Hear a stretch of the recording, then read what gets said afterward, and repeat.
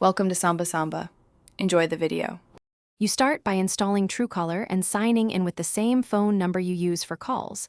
This links your profile to the community database. Once signed in, grant essential permissions. Call logs, contacts, and SMS so the app can identify numbers. Next, go into your device's system settings and allow Truecaller as the default caller ID and spam app.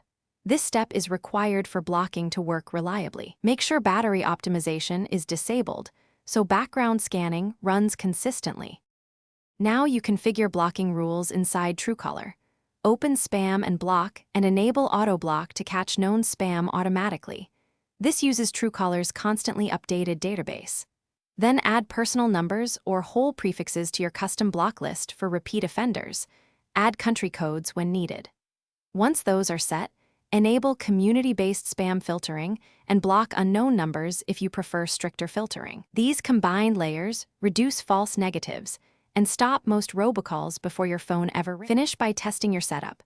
Have someone call from a different number or use a test line to confirm calls are labeled or blocked. If spam still reaches you, make sure Truecaller remains the default caller ID app and that permissions weren't reverted by updates. Permissions are the usual culprit. If identification or blocking fails, clear the app cache and data, then sign in again or reinstall Truecaller. This usually resolves sync glitches.